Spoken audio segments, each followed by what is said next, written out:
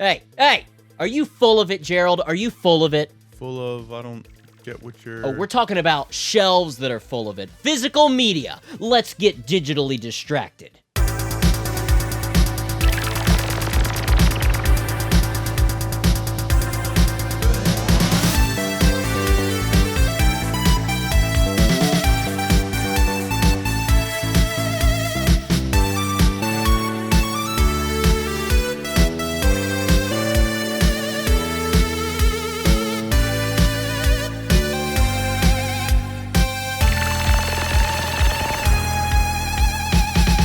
Welcome back to Digitally Distracted. I am Game Dave. I'm Gerald. And today we are talking about physical media versus digital media. This is a big argument, especially in the gaming community, having physical games or just downloading things digitally. But it spreads to other forms of media, not just games. We're talking movies, music. We're really seeing it with music lately, but Right. We'll get into that. Right. We'll get into that. So I know we have similar mindsets about this, but there are going to be some things we differ on, okay? So to start off, just to get us warmed up, I want to talk about something that really has to do with physical media, and that is collections. Obviously, I have a couple collection problems. So physical media is fairly important to me, especially with gaming and some other things that we'll get into. So VHS, let's start with VHS. Yes. Okay, VHS, I remember not really collecting, but I loved having my favorite movies on VHS. And I think my favorite, obviously, Ghostbusters. I had to have that on VHS. Ghostbusters, Ghostbusters 2. And I remember for the longest time, we didn't have the Back to the Future trilogy because we grew up in a time, nowadays you go to Goodwill and you get VHS tapes for $1 at most. Yeah, I was going to say, that seems expensive. Yeah, I recently went to a Goodwill and I haven't bought VHS tapes. That's one thing I never got into collecting. Like I don't have any of my original VHS tapes. The only VHS tapes I do have are things that didn't come out on DVD.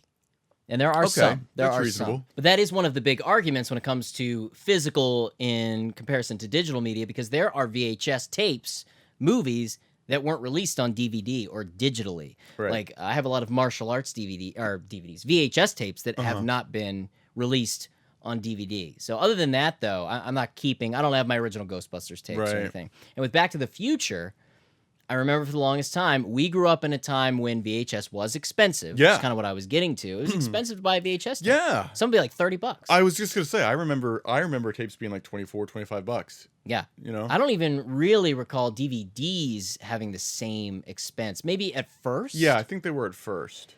Because my family, which I think we've talked about, had a video rental store when I was growing up. You know, I don't think I realized that. Wow, you're about to learn about that. That's really interesting. Yeah, we owned a video rental store, VHS, in Hartley. If you remember Hartley, Get outta here. Hartley, Delaware. And it was just Hartley Video. And we had a very, small set of clientele, but very dedicated. Same people would come in every week and rent. You know, back in the day, that was the place where you went for entertainment every weekend. Yeah, you even know? if it wasn't Blockbuster, it was one of the third party, the movie scene or Movie King. Yeah, Movie King. Movie King was a big one around here. Yep. Yep. And Hartley Video was pretty. We did well. We bought it from the previous owners, and we had also video game rentals as well in the back. And that's where a lot of my love for certain videos or movies came from. Was just grabbing VHS tapes off the shelf. I wasn't allowed to borrow the new releases because those made the money. Right. So I would go to like the cheap comedy sections, and we had like a crazy horror section. There's a lot of horror movies from VHS era that have not made it onto DVD, at least not in their original form. Same with Jackie Chan movies. There's a lot of Jackie Chan movies that have different cuts depending on what version you get. Like the DVD versions might have a different cut for the fight scene. Sometimes they're worse. So that's kind of interesting, but I never owned the first 3 Back to the Future movies for the longest time because of the expense. Right. Because I was going to have to buy them. And I remember my grandmother knew I liked Back to the Future so much this is sad, for Christmas, she got me the first Back to the Future. But she did not buy Back to the Future on VHS. She got a friend of hers that she knew to tape it from someone else's copy of Back to the Future. Grandma. And then I guess she must have bought it and then gave it to me. I'm like, and it was all warped and terrible. It was like it must have been some tape that had been recorded over multiple times. Right. Like, oh yeah, I'm gonna get this old bag and sell it to her high. Oh my gosh. So they like recorded it off of like HBO or something. I think they did it from an actual copy of the movie. Okay. But the tape he used was probably something that had been taped over on extended play so many times. Gotcha. That it was warped and really weird looking. Wow. Yeah, pretty sad. Yeah. Or, you know what, now that I think about it, I never thought about this. It could be, because it was really weird, it could be that built-in like VHS copy protection. I wonder if that's why it came out so distorted. I wonder. Maybe. Let me know in the comments if that's a possibility. It may be, because it had like weird colorations and stuff. It didn't just look old, but I always thought that's what it was as a kid. I mean, I didn't. Sure. Yeah. So VHS, pretty big deal. And I mean, those took up some space. Yeah. So when it comes to collecting VHS tapes, that's pretty major. I never got into that. DVDs, I jumped on board. I was really getting into replacing my VHS tapes with DVD copies. Blu-ray I never got into. Did you buy any DVDs or? I did. I had a small collection. More so than VHS. Yeah. Man, I only had maybe like a half dozen VHS tapes because that was trying to think. VHS was really on the way out when I started getting any kind of collection of VHS tapes. So it was going to DVD, but then, you know, movies were never anything that I really cherished a ton. So I would just get my favorites. So I had my, you know, I guess I had my collection of my favorite movies, but it's not something that I sought after or displayed, anything like that. And then eventually, I don't know, this might be like heresy, but I got rid of the cases, of the movies, and I just kept the discs. The card. Oh, okay. We're talking about, that's right. We're talking about DVDs. So you were one of those. Yeah. That is heresy. Yeah. Please attack him in the comments. This is the first permission you'll get. Attack him in the comments because that's horrible. You were that guy. Yeah. Who had the big CD case. No. Wasn't a big one? It's even worse. I just put them in a shoebox.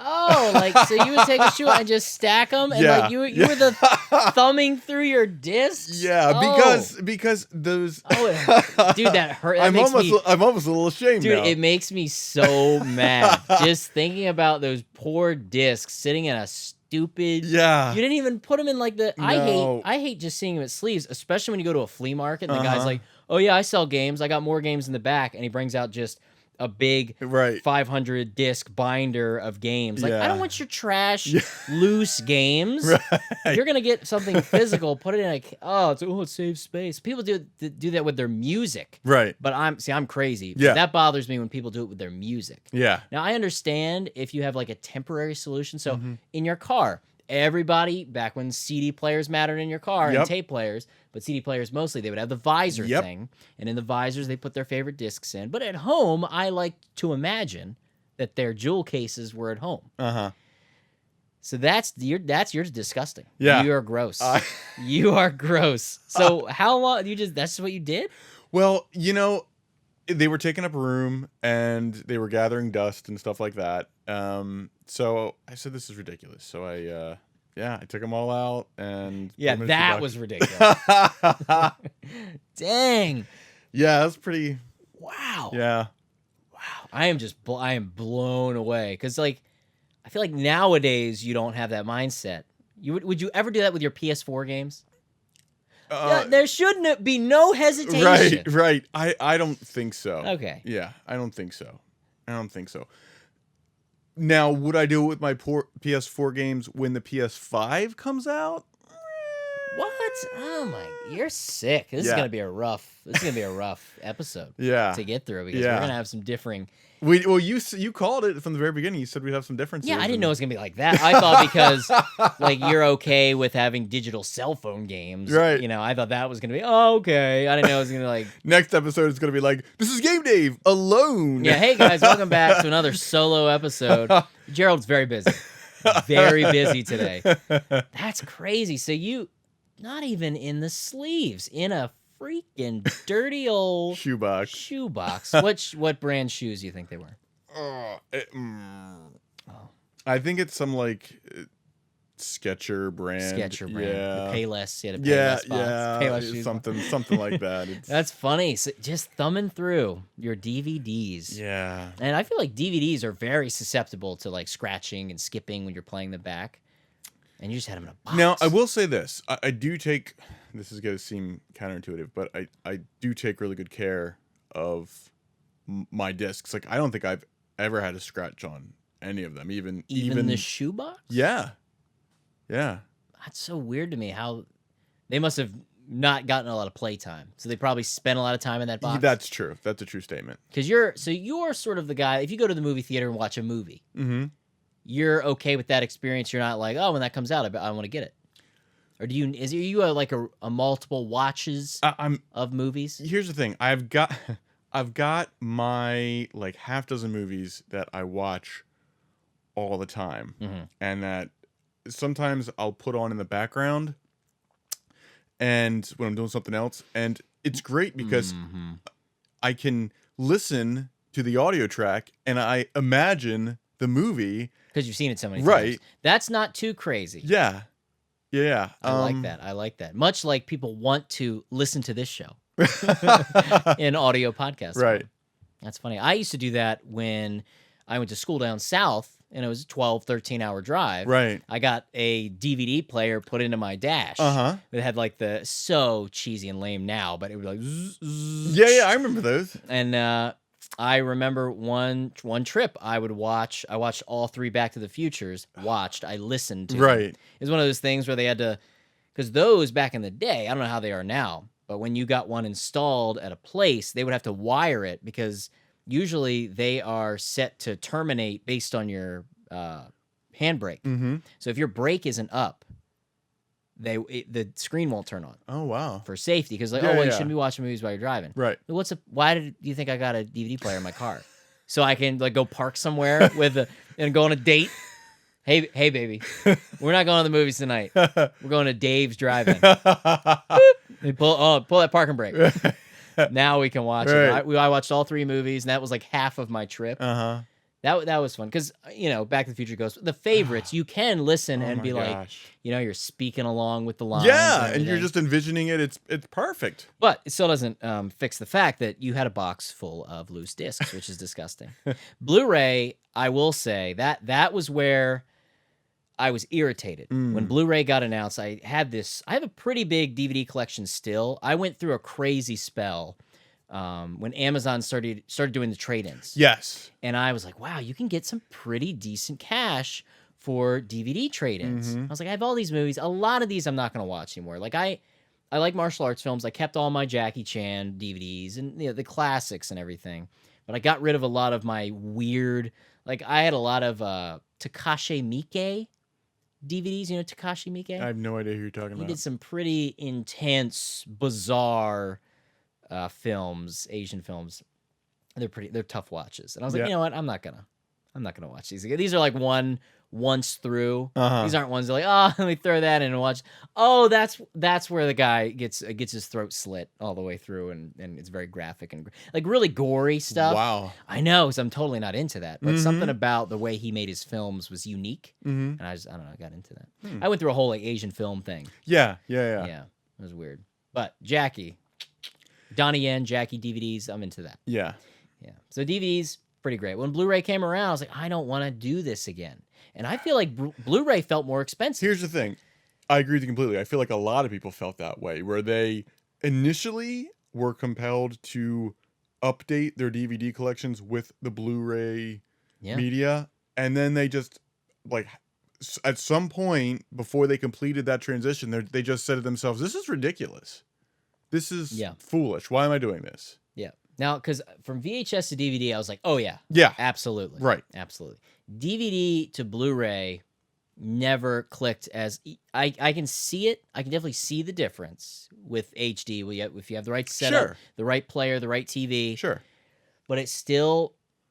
I will say I'm very much a proponent of physical media, which we'll get into, especially with games. Right. But with movies, I think I'll be okay. Aside from having like my favorites, like I have Back to the Future on Blu-ray, Right. Ghostbusters on Blu-ray, Beetlejuice on Blu-ray. Mhm. But when it comes to other films that I'm like, yeah, I like that, but I'm not in love with it, I'm okay with digital. You know, I'm trying to think of anybody I know that has a Blu-ray collection. I think it's a pretty niche group. Yeah, I can't think of anybody. Yeah.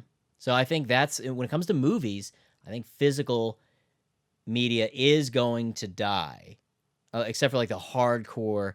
Because the only reason to get a Blu-ray, I think, is the special features. Commentary. If you're into commentaries, Right. blooper reels, Right. behind the scenes, storyboards, if that appeals to you, stick with Blu-ray physical media, because generally you don't get that with the digital downloads. Because a lot of times you'll buy a Blu-ray and it'll say, oh, and here's your code for your digital download to go with it. Right. I'm not, maybe it does, correct me if I'm wrong, but I don't think it comes with all those bonus features when you get a digital download. Not that I'm aware of. Yeah, me neither. I don't think so. And the people who use, Netflix and Hulu as their form of watching films, you're not, Netflix doesn't have commentary tracks. Netflix doesn't have the special features. Right. And a lot of people use that as, oh, this is my movie collection. Yeah. What's on Netflix? That's the movies I have. Yep. I feel I do that sometimes. Yeah. Sometimes I'll find a movie by other means. But you never know. You never know if you really want to see something. But I like to see movies I'm excited about. I really do try to see them in the theater first. Right. Because I don't go out and buy the new Blu-rays when they come out. Right. I hear It's you. not something I do. I hear you. So we agree. Movie-wise, we could go all digital. Yeah. Yeah. Yeah. Aside from special features and like the favorites. Mm-hmm. Do you have any Blu-rays? I have one. What is it? Is it embarrassing? No. It's actually Limitless. Bradley Cooper movie. That's your Blu-ray. That's your one. That's my one Blu-ray. I saw it in theaters. Loved it. Said, I gotta buy this. I have to buy this. Bought it in Blu-ray. I don't think I've watched it once. This movie, never watched it. and I like the movie. Don't get me wrong. I'm not a big movie guy. Even my favorites. So Back to the Future. I'm a huge Weekend at Bernie's fan. I agree, man. I love that movie. I like both of them. I love both of them. I don't have those in Blu-ray. I don't know if they're on Blu-ray. I don't think they've made the jump because I've looked for them. Because I have the DVDs. Had the VHSs. Yeah. As a kid, I had the VHSs. Those aren't kids' movies. No. Not at all. But my parents were like, oh, yeah, it's just a funny movie. Voodoo. And stuff. He's just dancing. Right. They didn't know. I think there might be nudity in the first one. I think there's a brief glimpses of nudity. And I remember as a kid, because my parents never watched Weekend at Bernie's. Right. I like watch it in my room. And I feel like I remember like, oh, that nudity, that brief nudity's coming up. I hope nobody pops in. No, I don't think there's nudity, but there is Tawny is the character's name. Tawny. She comes in a very skimpy bikini. Oh, Tawny. And she's walking and I know, I still remember Andrew McCarthy going, Tawny? Yeah. Tawny? Yeah. Oh boy, red. She says, hi, Tawny, I'm horny. That's the line. See, clearly I've seen this movie many times. Yeah, that's the old school, the high waist. Yes. The high waist, which I guess is coming back. It's coming back. Not that I am up to date on bikini wear. Why? It's not good. This is not good. This is going to a weird place in a good way. Yeah, but you know what? I remember the scene now. Mm-hmm. When, or maybe it's the second movie. Is it the first or the second movie where he accidentally parasails? That's the accidentally parasail. I think it's the second one. Yeah, his foot the second one is hung up on the parasail. It gets disconnected from the boat, and I think he's sliding on the beach, and his hands inadvertently grab the bikini tops. Some ladies. So it was the second movie. That which is interesting because I saw the second one first. Interesting. I don't know if we've talked about that. No, we haven't. We'll save that for a movie discussion. Yeah. I want to hear that story. Saw the second one first, which is very confusing. Yeah. when you go back and watch. When you're a child and when. Yeah, when you're a child and you go back and watch the first one after. Like, wait, Bernie's the bad guy? Right. Thought Bernie was a good guy. Right. I didn't know. I didn't know he was trying to frame him. Right. Yeah, weird. But oh man, I get to watch Weekend at Bernie's after this episode. At this point, who knew? You know what? Physical media versus digital media. I did not expect a discussion about Weekend at Bernie's, but I'm Yeah. glad we got there. Yeah, me too. I feel like we have not spent enough time on the fact that your one Blu-ray is limitless. That's the Blu-ray. Yeah, that's the Blu-ray. See yeah. Oh. Yeah. All right. Well, whatever. Yeah. So weird. So let's really get into let's talk video games. This is what people probably want to hear us talk about. Yeah. This is Physical versus what we're here digital. for. Right. I've got my obvious NES reference shirt on. Cartridges. I love cartridges. Mm-hmm. Discs, when it comes to video games, scare me. I love having physical media and discs, but discs die. You know, I don't know what it is about the cartridges. Maybe it's, nostalgia, but those cartridges, man, they just felt good. Oh, they smelled good. It's way better plugging in a cartridge. To put it into the NES, you slide it in, click it down. Like that's, that is the power button. That's so satisfying. Yeah. That was kind of weird in the PS4 that the original launch model PS4 was the sort of touch capacitive button where you didn't even have a button. The PS4 Pro has a pushy button, which is nice. It's a little bit better, but yeah, that just going for this sleek look with all the new consoles, you lose that like clunk clunk, that spring loaded button feature, putting the carts in. Even Game Boy was so satisfying. Yeah, yep. And I know the Switch, of course, has sort of brought physical media back in a way, but it's not quite as satisfying to click in a little SD card. Yeah, it's not as fun. But yeah, physical collections obviously are a big deal in this room. And NES, Super Nintendo, like anything cartridge based, I want it physically, despite the virtual console with the Wii. And though it doesn't seem like we're going to get a real true virtual console on the Switch. It's pretty much been said that's not going to happen. Right. They're probably going to release some games here and there on the Switch that are retro titles, but it's not going to be within sort of this virtual console umbrella, which is for some very disappointing because it's getting a little bit more tricky to play your old school games in HD, especially on modern televisions. You can do it, but there's lag and other issues. There are clone consoles that allow you to play in HD to keep that physical media alive. But I don't know. I worry more about those disc-based games. Have you heard of disc rot? No. So disc rot is something that it's this big, like it's this scary sort of overshadowing issue in the retro game community. Disc rot and disc death, bit death, I think is what they call it. Huh. So PS1 games. Okay. It's just that natural thing of a cartridge, physical cartridge that attaches and plugs in and hits pins. As long as the pins are clean and the pins are tight, for the most part, those things are going to last forever. PS1 games, PS2 games, discs over time, like even like the best pressed discs. 'Cause you know the difference, like if you get a CD burnt on your computer, you can like see where it burned. Right. You get a pressed album, you pick up the latest Phil Collins album. You can see no lines on where the data ends. Right. If you really look at the bottom of this, because they're pressed differently. That's why you burn a disc on your computer. It might last if you're really shoeboxing them nicely. They'll last a solid maybe 20 years. But a pressed disc, I think they say can last like 90 years, 100 years. Wow. But that's still a lifespan that isn't infinite. Right. And I've never experienced it, but there are claims that PS1 games specifically, because they're some of the oldest disc games, have this thing called bit death, where the magnetized whatever, and I am not an expert, just the bits, so you start to lose bits of the data that's pressed onto that disc, eventually rendering it useless. The discs rot out in a way. Wow. And that scares me because I have a large PlayStation 2 collection. Probably my largest collection is PS1 and PS2. Wow. More so than the NES, and I have a ton of NES stuff. But PS1's my favorite console, and that's a huge fear for me is the death. Cartridges, I'm really not worried about those. I think they're gonna last they'll outlive me. Right. PS1 though, I would like them to outlive me. I don't know if they will, and that scares me, especially PS1 RPGs are getting really expensive, certain ones. And there's a lot of expensive PS1 games in general You're spending a lot of money for a game that might rot. But I don't know how substantiated those claims are, but that is scary. Right.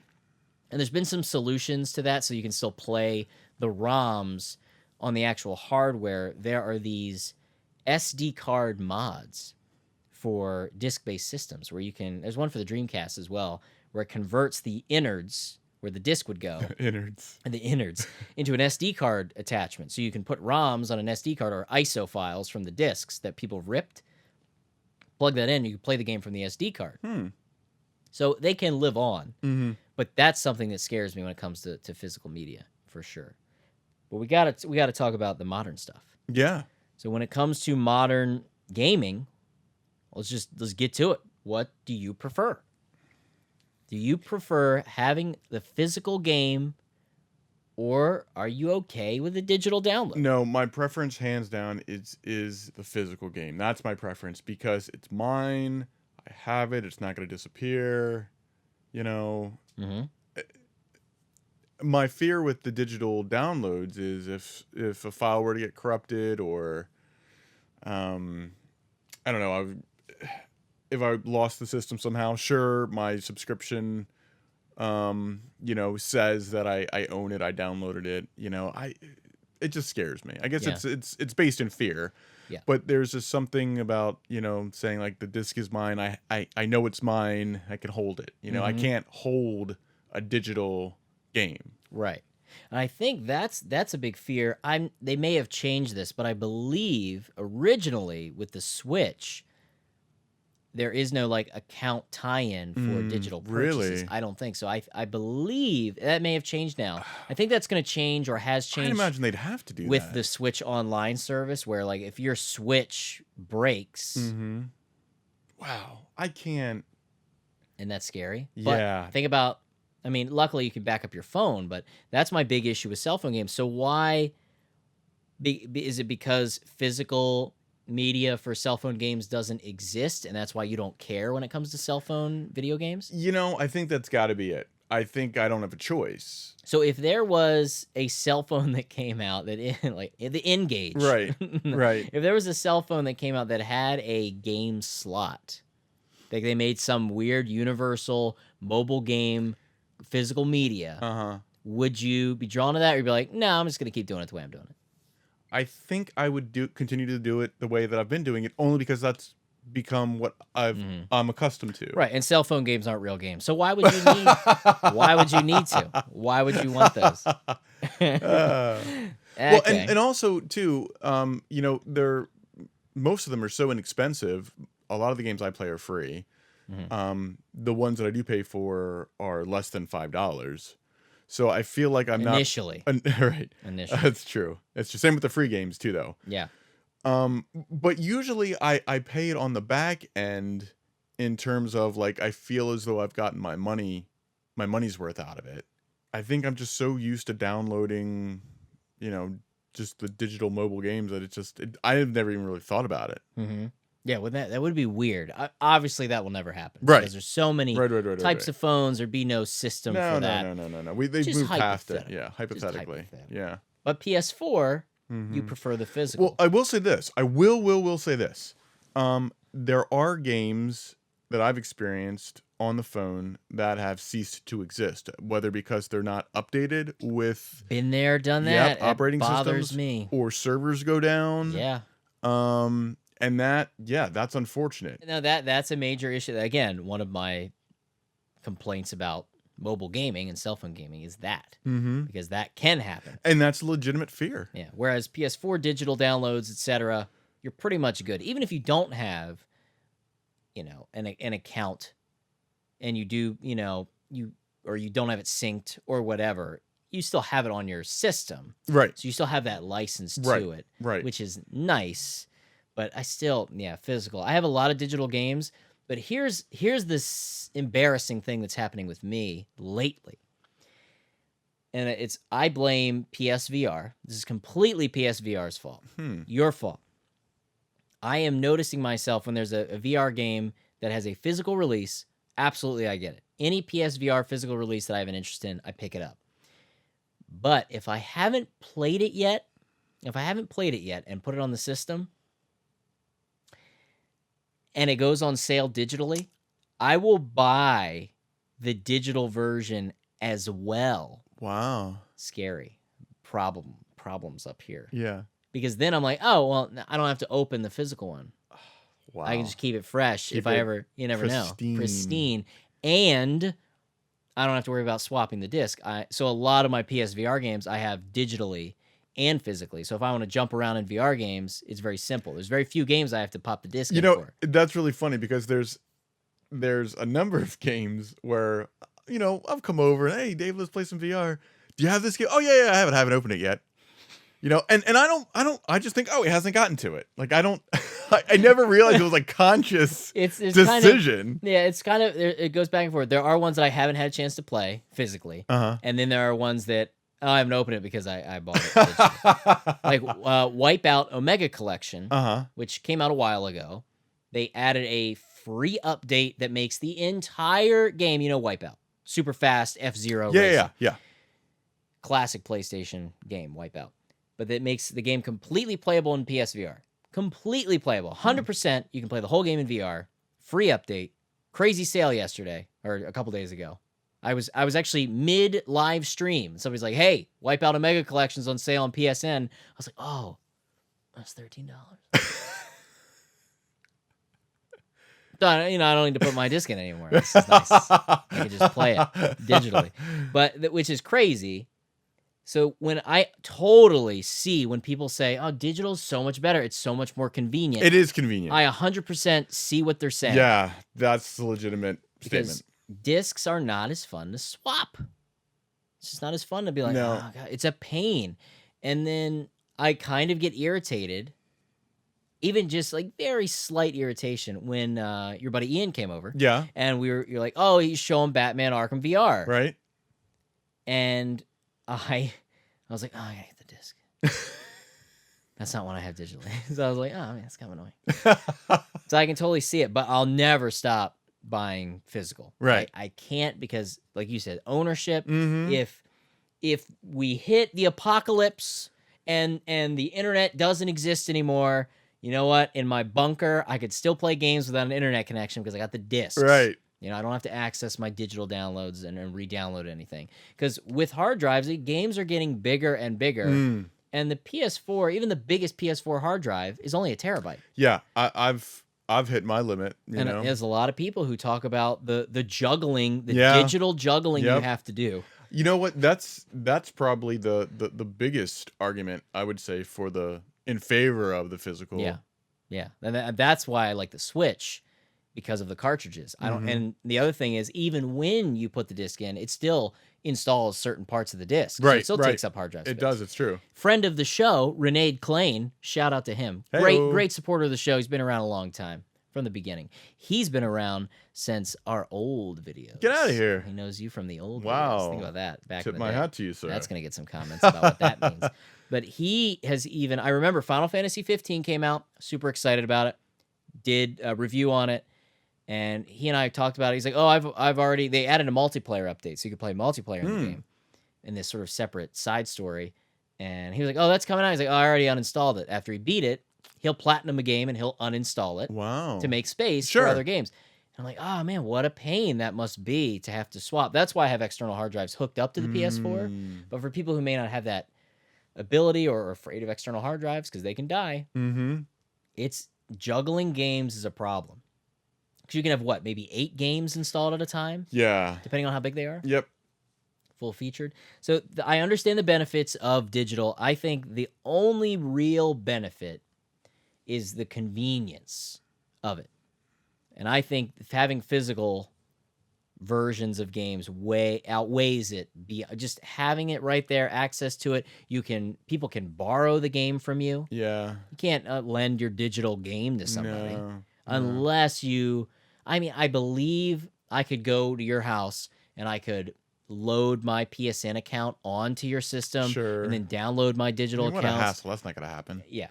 Yeah. I've never seen anybody do that. No. Nobody's done that on my system. Not that I would let them. Right. But you can't.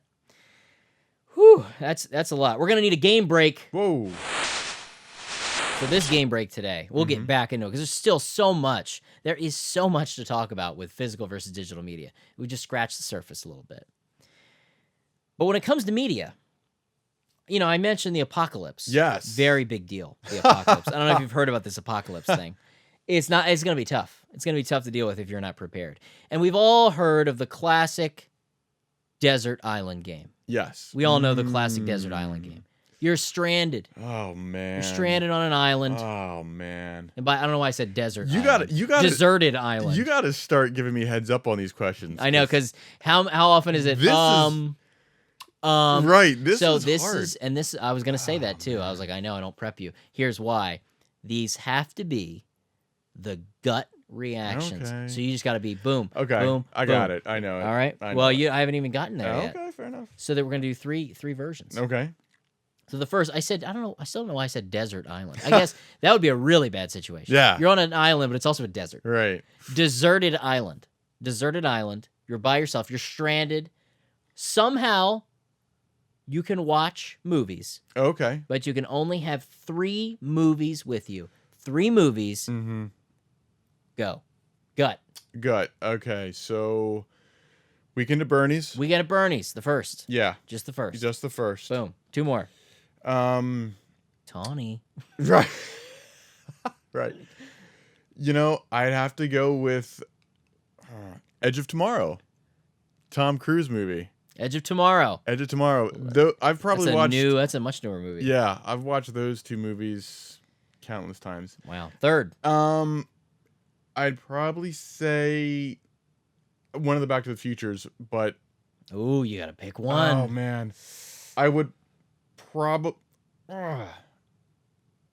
It's so hard because those movies are so well interwoven. Mm-hmm. They are well interwoven after the fact because they didn't know they were. Yeah, right. Best Back to the Future gut reaction. Go 1, 2, or 3. I really like the third one. Third. There you go. Really like the Western. third one. So third. So Back to the Future 3, Edge of Tomorrow, and Weekend at Bernie's. Weekend at Bernie's. Yeah. Well, at least you didn't say Limitless. But I have the Blu-ray disc. Mine's gonna be a little weird. Okay. Okay. Mine's Weirder than mine? This is gonna get some hate. Ready? Uh-huh. Okay. Most people are like, oh, obviously he's gonna pick Ghostbusters. Probably he's gonna pick Beetlejuice.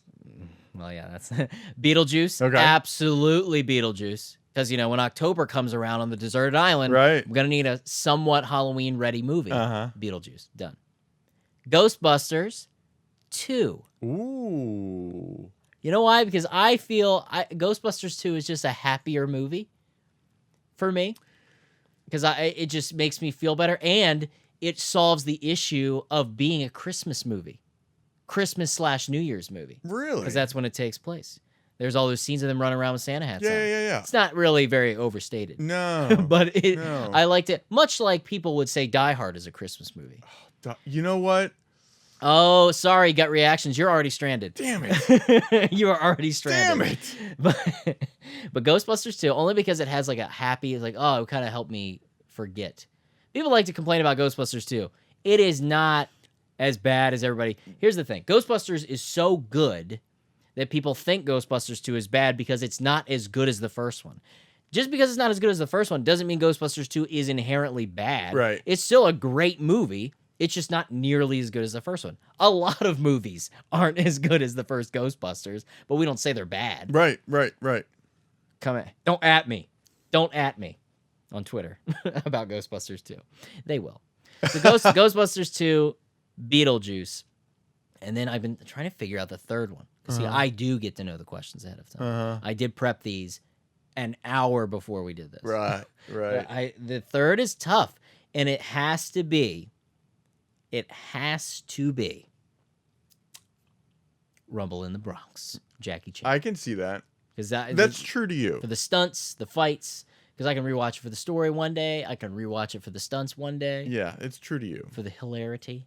Yes. Ghostbusters 2, Beetlejuice, Rumble in the Bronx.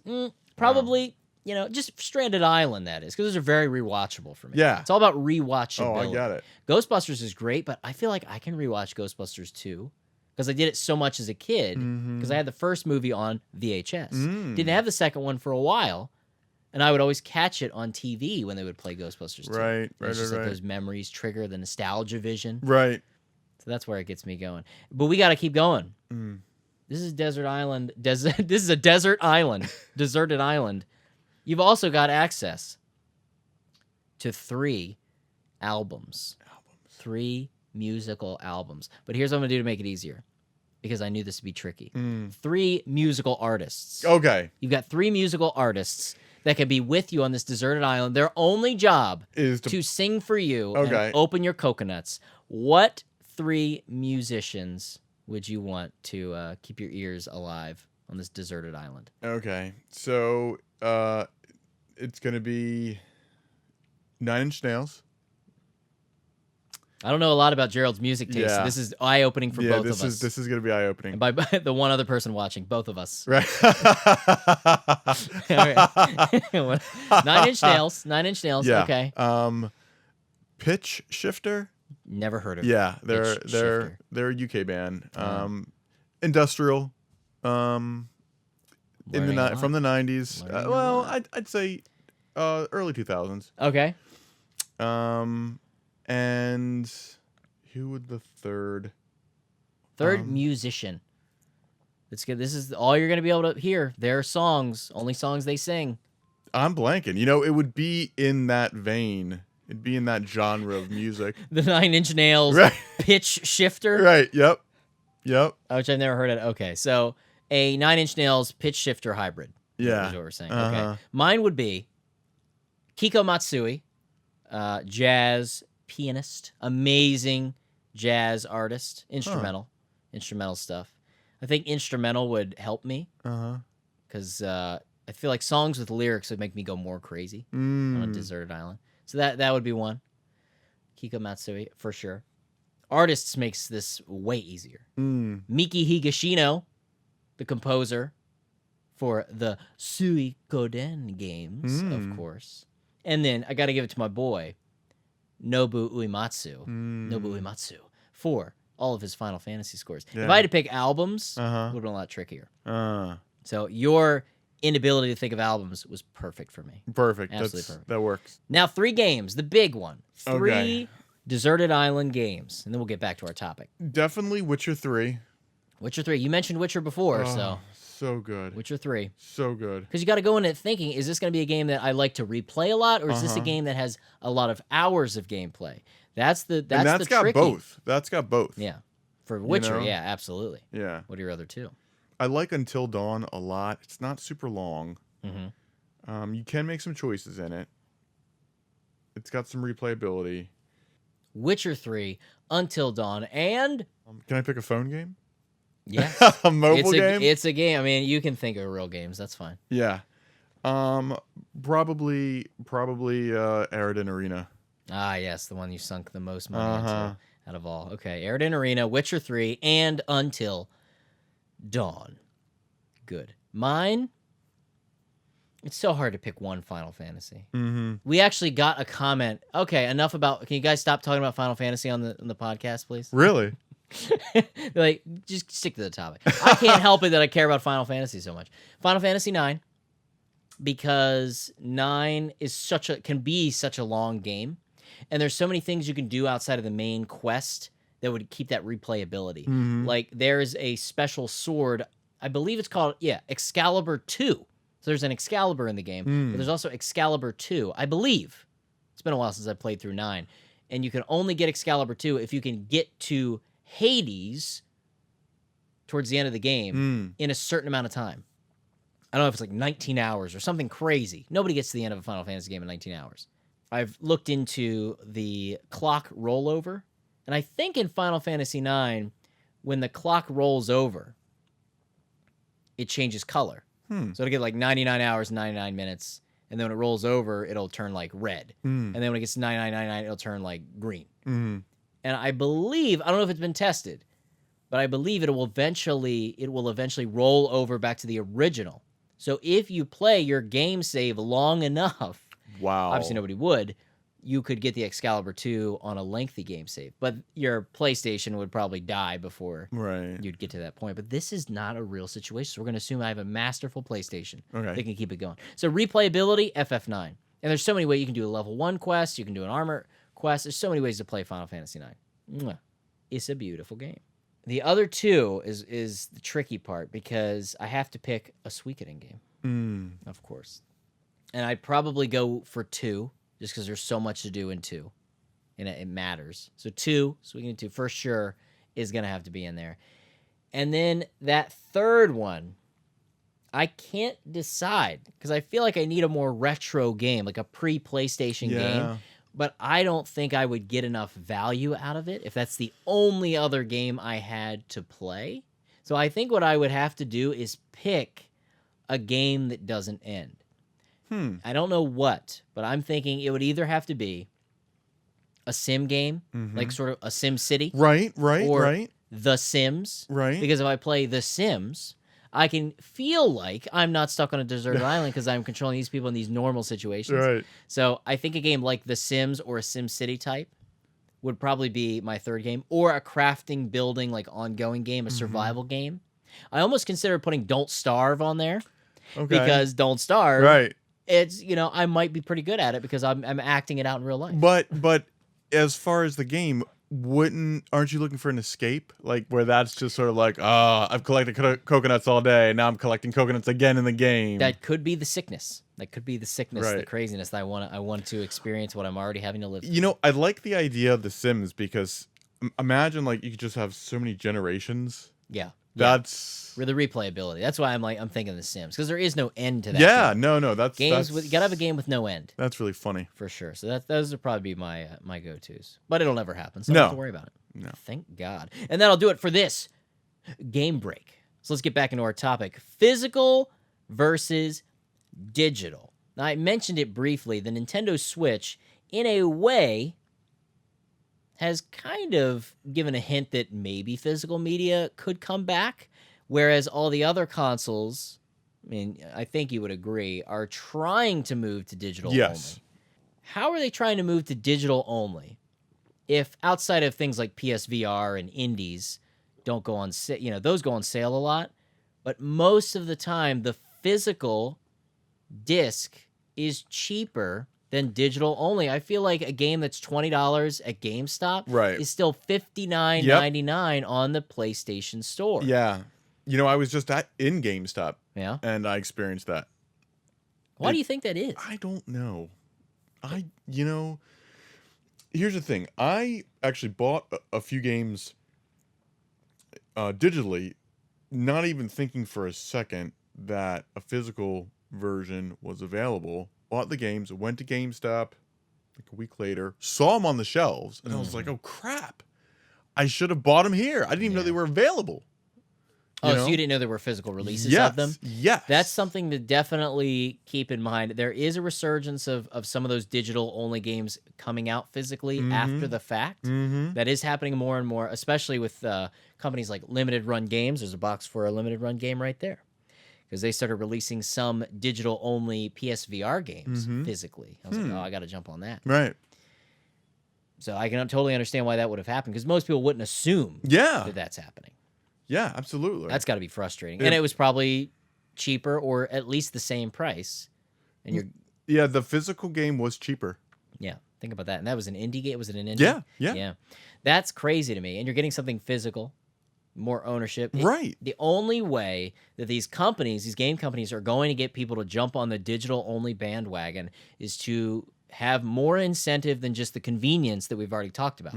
Convenience is not enough for someone to give up that feeling of physical ownership, especially if they have to give up more of their physical money to purchase them digitally.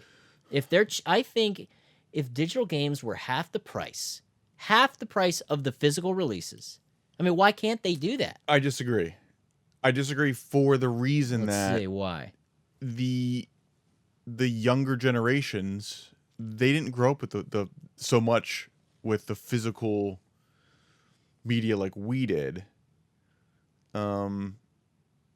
So I think it's less of an issue for them. They're going to prefer the digital media. I remember walking through the mall one day a couple years ago, right before the FYE, right before they stopped selling CDs. And there were these two young kids walking by, and the one was commenting to his friend. He's like, "Who buys CDs anymore?"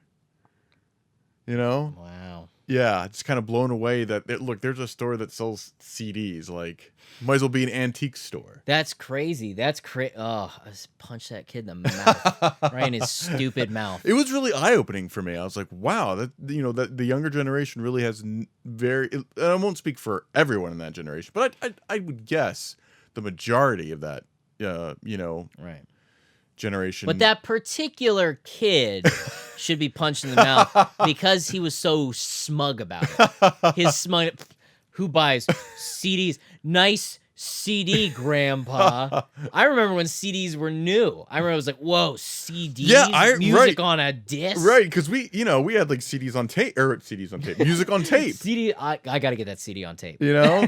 Yeah, my first was cassette. Well, my mom had vinyl, and it was huge. The first music I ever listened to was on vinyl, and then I started to buy cassette tapes when I got older. Yep. And started getting into music, and then moved to CDs. I was like, "Oh, these are a godsend." It's true. true. I hated that crappy the way that cassette tapes would break down over time, and they get that weird like whoop sound. Yeah. To the magnet Now, tape. Ugh. I remember the CDs being more expensive than tapes when they came out. Yep. So I remember only the kind of the wealthier kids having the CDs, be like, "Oh man, he's got the CD, that album, holy smokes!" I wasn't wealthy. I was lucky. Right. Or I was buying CDs nobody wanted. Right. Not a lot of kids going into Record Town as it used to be. Remember that? Right. Yeah. Record Town was our CD store. Or Sam Goody. I remember Sam Goody. Sam Goody in the Blue Head Mall. Oh my god. Remember that? Do you remember Rainbow Records? At the beach? They actually had one in Dover. They had some killer sales. Yeah. Where And then the beach one became like the place to go. Yeah. I don't know if it's still there. I don't Rainbow No, I'm pretty sure it's. And then it started doing like it was around the corner there. Yeah, I think it's gone. on the main street. Yeah, it's gone. Wow, because they were starting to do like used vinyl, and they were doing games at one point. Yeah. Man, Rainbow Records is gone. This sucks. Yeah. Life sucks. Death of an era. The future's terrible. Yeah, when Rainbow Records went out of business Dang. here, I knew I just knew that I saw the writing on the wall then. That CDs were done. Yeah. Best Buy no longer selling CDs. Wow. In the stores. Wow. Our Best Buy, I think Yep. it's just they still Blu-rays. They're still pushing the Blu-ray DVD thing. But when Blu-rays and DVDs stop being sold, CDs are gone. Like what? I mean, I guess Best Buy will just become an appliance, TV, and computer store. Yeah, they're selling a lot of hardware. Sears is closing Sears down. is gone. Yep. Buying everything online. People are gonna start buying their washing machines on Amazon. It's crazy. Amazon just sells so much for so little. I mean, I went into Boscov's the other day trying to give them money. I It's impossible. It's impossible. The only people shopping at Boscov's now successfully are grandparents and great-grandparents. I have got a soft spot for that store because I would go there with my parents when I was a kid. Same. Oh, All the time. I love that store. Smell. That smell, that Boscov's. Oh, I'm in a Boscov's. And they've got all the different departments. So you really could. There was a time when that the one-stop shopping. I remember we could get games there. Yeah. I remember getting games in Boscov's. Yeah. Now the only thing that people buy at Boscov's are the pajama pants my grandmother buys me for Christmas every year. She always buys me a pair of pajama pants with a Boscov's receipt. I'm like, if I have to return these, I haven't been in a Boscov's. Man, and I don't even know. I had money burning in my pocket. Boscov's, I want to give this to you so bad. I want to give it to you so badly, and I couldn't. I'd look, here's the thing is I thought, well, let me look it up on Amazon. And sure enough, and way sure cheaper. enough, it's like a quarter of the price. And I'm like, damn it. Yeah, I can't pay $80 for this when I can get it for $20 on Amazon. Yeah, you can't love the store that much.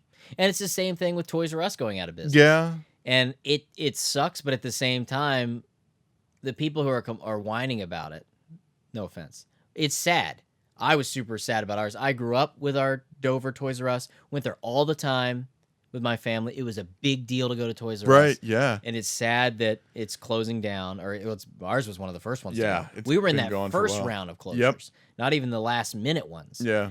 But we're all guilty because it was so much more expensive. Toys R Us was expensive. Yeah. And they had a lot of issues outside of just being a toy store. Man, It's I rough. remember going to our Toys R Us when I was an adult, just going there for nostalgia's sake.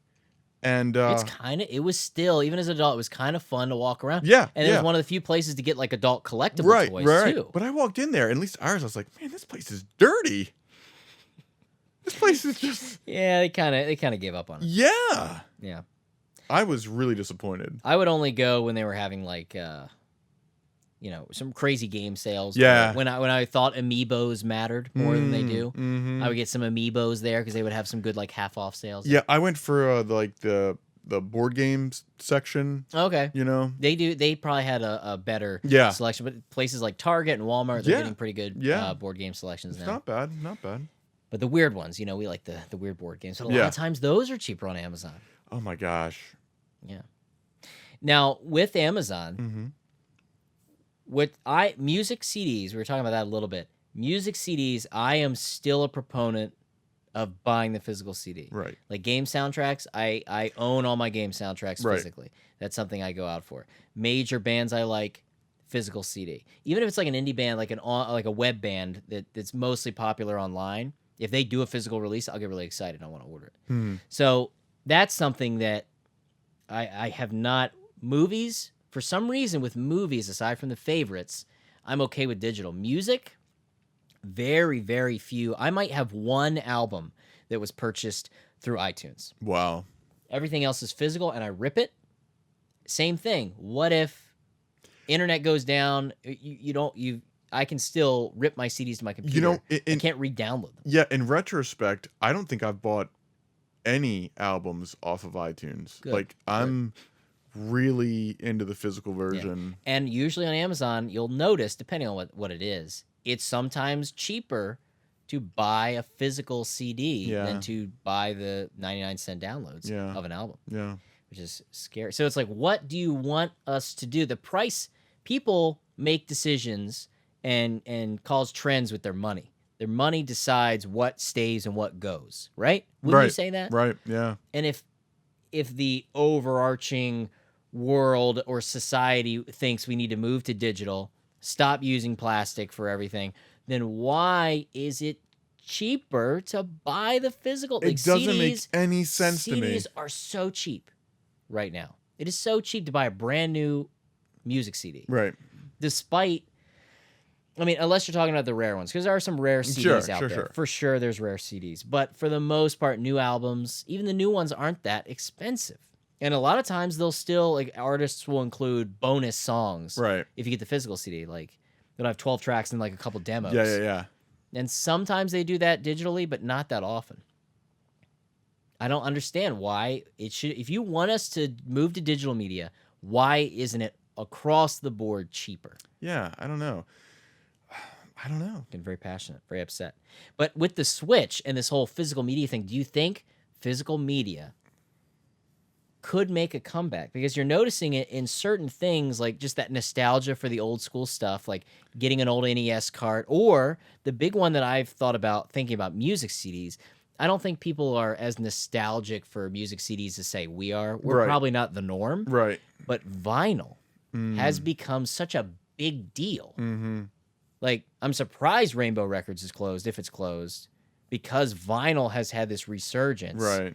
And this interest in this weird sound that vinyl has.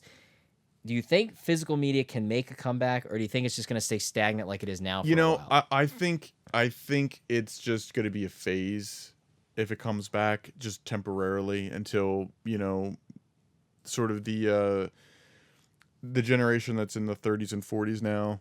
So you think it's mostly us Yes. that are doing the vinyl stuff and all that? that we'll have this we'll ride this wave of us buying stuff, but then it's only gonna last as long as we're around, Okay. and then after that it'll be gone. I How think. old do you think we need to be to where we're not concerned with it anymore? Because it's not that we won't appreciate it, but we will get to the point where we're probably not concerned with it.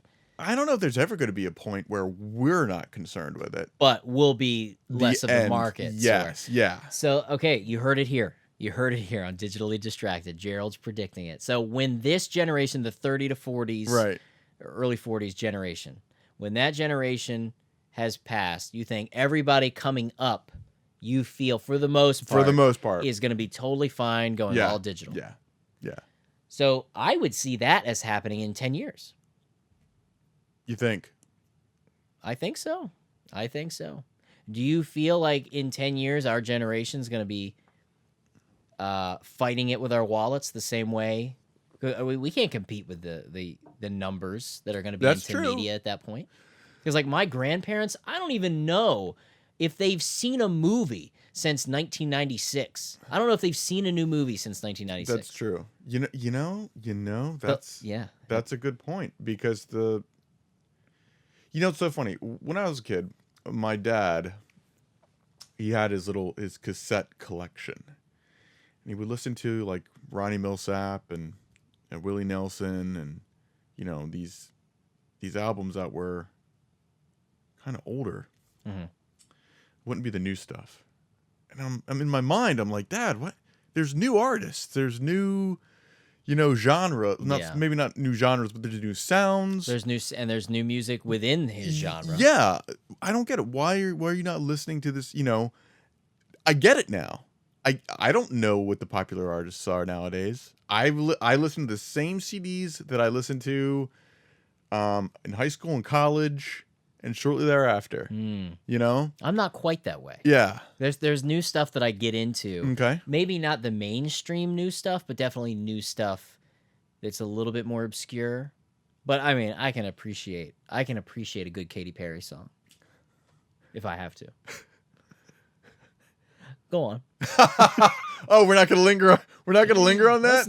Let's not linger there. Let's not linger there. But yeah, no, I can see. I almost saw myself doing that with gaming. For a while, I was like, I'm gonna be that crotchety old gamer who's like, Super Nintendo was better. And I was that way for a while, even before I, started doing gaming stuff on YouTube and with videos and web content. But I really do appreciate new games because they are insane. I don't think my little brain could have handled where gaming is now. Yeah. As a kid. No. I needed to ease into it. I don't know how kids nowadays can start with PS4. It boggles. It boggles my mind. Something. It boggles my mind. Where I think about that sometimes. Where I'll be playing. I'll say it again. Witcher 3. Yeah, there it is. Great game for kids. Oh, great kids game. Yeah. Family friendly kids game. And I'm thinking in my mind, there are children out here. This is their first step. This is their first taste of video games. Yeah, we got to ease into it. It blows my mind. How can freaky? What? Freaky. I know. And then as physical, when it goes to all digital, like everything is going to get to the point where everything you buy that is not a consumable is in this cloud. Yeah. Yeah. And that's scary. I'm going to fight it as long as I can. But I don't know. We'll see what happens. Well, now I will say this. You do then have the pixelated games like the Minecrafts. Yeah, they have. I mean, I would say they have those are the real retro games. Because the word retro really means something that emulates the past or looks retro. Right. Vintage would be the proper word to describe old school games or old school. Old school vintage. Technically, an NES game is not a retro game. Technically, a modern game that looks like an NES game would be a retro. Retro, game. right. Technically, but it's so synonymous now that definition doesn't matter. Right. That's just me being stupid. And let's move on from me being stupid. Because I want to go back to Katy Perry and you. You're right. It is time for the Q&A. So we've had a lot of questions. So we're going to try to get through these quick, but I wanted to put some more questions on here. We got 4 questions. Okay. 4 questions today. We've only been doing a couple. We got a lot more. So this one is from the YouTube comments. That's right. If you want to ask a question, you can leave it in the comments. This is from Snootion. Hope I'm saying that right. A nice quickie. What's a game you love that everyone else hates? What's a game you love that everyone else hates? I'll throw this one out. For a while, I felt like people didn't like Bigfoot on NES. I loved that game growing up. I still love that game. It has a weird control scheme on some of the scenes. That's actually what led me to do a review of it on the channel, because I was like, why do people not like this game? So that's one. Bigfoot. Bigfoot on NES. You know, I'll say this, it's a more recent game. Sure. I really liked Hitman Absolution. And yeah, that was not well liked. No, it wasn't. And I love that game. That's a really good game. So that'd be my choice. Hitman Absolution. All right. Next one from Rumblings 6. Rumblings 6. Hey Dave, I love Kirby. What would be your favorite character from any video game? Easy for me, Vivi, or Vivi as some people say. It's Vivi. Final Fantasy IX. Black Mage, heck yeah. You know, I'd probably go with the classic. You know, just Raccoon Mario. Very specific. Very Specifically, Raccoon Mario. Yeah. Raccoon Mario. What an awesome game, Super Mario Brothers 3. Oh, yeah. Oh, my gosh. Yeah. Quick question. This is sort of a poll from Eric from Let's Get. Not sure if he's watching the show. Okay. But he also does a podcast called Let's Get. Gamer, retro gamer. He always likes to compare Super Mario Brothers 3 to Super Mario World. What's the better game? What's your pref? I love sort of the map of Super Mario World. But I have to go with a 3, I think. That's his pick. He says Super Mario Yeah. Brothers 3. I say Super Mario World. Super Mario World. Interesting. Might have to talk about that in the future. Yeah. Next one from Adam Schellenberg. I like that name. Yeah. Adam Schellenberg. Thanks for another awesome podcast. You're welcome. Not a podcast yet, but we'll get there. I've got a question for you guys. What video game genre have you given multiple chances to, but just can't seem to really get into? Massive multiplayer online. MMOs? Yeah, MMOs. Massive multiplayer online role-playing games? Or just MMOs in general? Just MMOs in general. Yeah. Um, See, I've given them a chance. I really liked them, which is why I had to stay away. Yeah. For me, you know, having everybody be there. Having to rely on so many people. Yeah, is tricky. there a lot of them are. I never got plugged into an online community, so they're all strangers to me. It's tough. You know, That's something I struggle with as well. and you're going on your quest, and you're going into the the castle or the ruins or whatever, and all these people are coming out. They're stopping and they're going in. It's very distracting. I can see that. Yeah. You like the single-player experiences. Yes. For sure. Yes. And I would say, I've mentioned it in videos before, usually shoot 'em ups or shooters, I would just call them shooters, but now you say shooters, people think FPS games. And that's the thing, you would think I would say first-person shooters, because I don't really play them, but when I have played them, they were fine. Like, I even liked Halo. Yeah. I mean, a lot of the hardcore people would say that. The Call of Duty people would probably not agree that Halo is as good. But I'm fine with them. I don't hate them, but shooters for sure. Shoot 'em ups, just bullet hell games, as they're sometimes called in Japan, where it's just there are literally bullets all over the place. They frustrate me so much, and I have tried and tried. Aside from Tetristar, which I recently reviewed, very difficult for me to get into shooters, and that's a very unique one. So that would be my genre that I just struggle. Last one. Sketchy Times TV. Sketchy Times TV. Do you ever think there will be a point in time where all games for all systems are fixed to their maximum playability, whether it be through a remake or homebrew? All bugs and glitches patched and bad game mechanics fixed. Because that is a huge thing now, Yeah. especially with physical media too. Yep. A lot of remasters, a lot of HD remakes, where they kind of fix things or tweak game mechanics. You know, with the technology always improving, there's always going to be an opportunity to remaster. Yeah. You know, you're always going to push that limit farther and farther.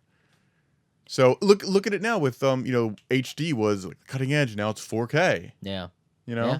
And with Final Fantasy 12, they released Final Fantasy 12: The Zodiac Age, which actually changed some of the way the mechanics worked, not just reskinning it and giving better textures.